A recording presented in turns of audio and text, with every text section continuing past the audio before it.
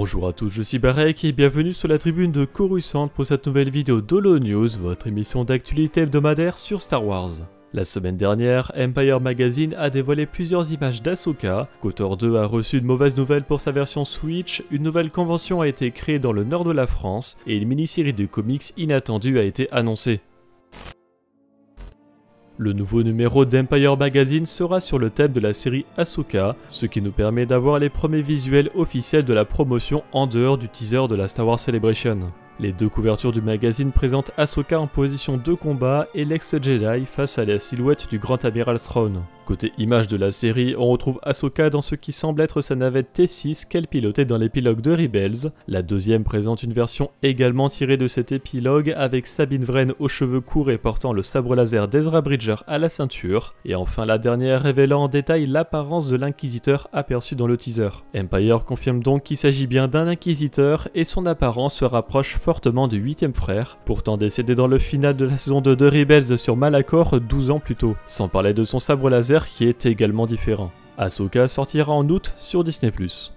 La Writer's Guild of America a révélé la liste des épisodes de Skeleton Crew avec chaque scénariste. Tout d'abord, nous avons la confirmation que la série comptera 8 épisodes, comme la majorité des séries Disney+, avec The Mandalorian, Ahsoka ou encore The Acolyte. Nous savions déjà que la série était créée et scénarisée par le duo Jon Watts et Christopher Ford, connus notamment pour leur travail sur la dernière trilogie Spider-Man, mais une nouvelle scénariste vient s'ajouter à l'équipe, Myung-Jo Wessner. Cette dernière est créditée sur le site de la WGA pour avoir été scénariste d'un épisode de la série Career Opportunities in Murder and Mayhem. Ainsi, Watts et Ford scénarisent les épisodes 1, 2, 3, 4, 7 et 8, et Joe Wessner les épisodes 5 et 6. Skeleton Crew sortira cette année sur Disney+.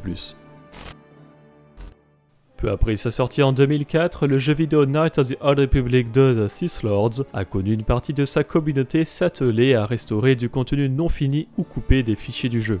Ainsi, plusieurs équipes de modeurs amateurs ont travaillé dessus et ont pu sortir du nouveau contenu jusqu'en 2010, mais c'est surtout entre 2009 et 2014 qu'un mode à grande échelle connu sous le nom de The Sith Lord Restored Content Mode a connu plusieurs versions qui ont restauré la plupart du contenu coupé.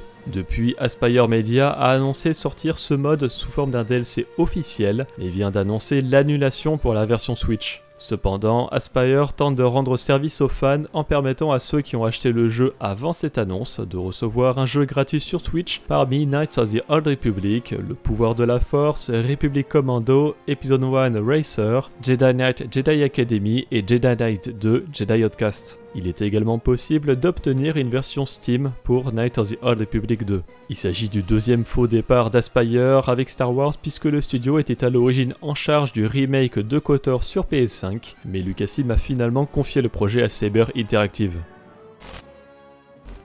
Les 16 et 17 septembre, la Manufacture Fantastique organisera une convention Star Wars à Marny-les-Compiègnes, dans l'Oise, avec diverses animations et expositions. De plus, elle sera très accessible puisque le tarif de l'entrée est à 2€ et même gratuit pour les cosplayers.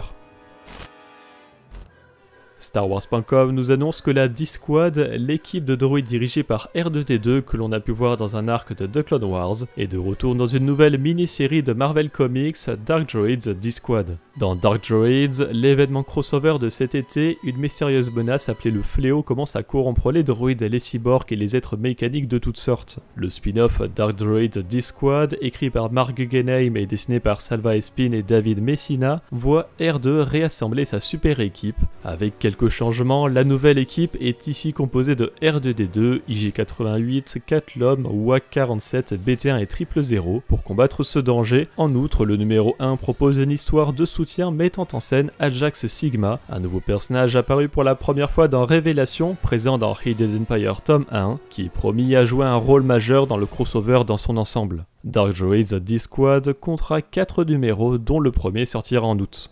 Côté extrait de comics, retrouvez en description ceux de Star Wars numéro 36, Yoda numéro 8 et Return of the Jedi The Empire numéro 1. Et retrouvez également la couverture alternative de Yoda numéro 9.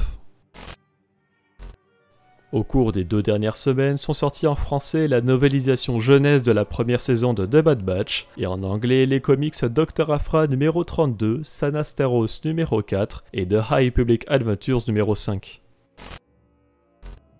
La semaine dernière, nous vous avions demandé si vous attendez une apparition de Rex dans la série Ahsoka. 85% sont sûrs, 33% s'attendent à un flashback, mais 9% pensent que le personnage est trop vieux. Cette semaine, nous vous demandons si vous comptez aller à cette nouvelle convention Star Wars dans l'Oise en septembre. Vous pouvez répondre dans l'onglet Communauté de la chaîne principale.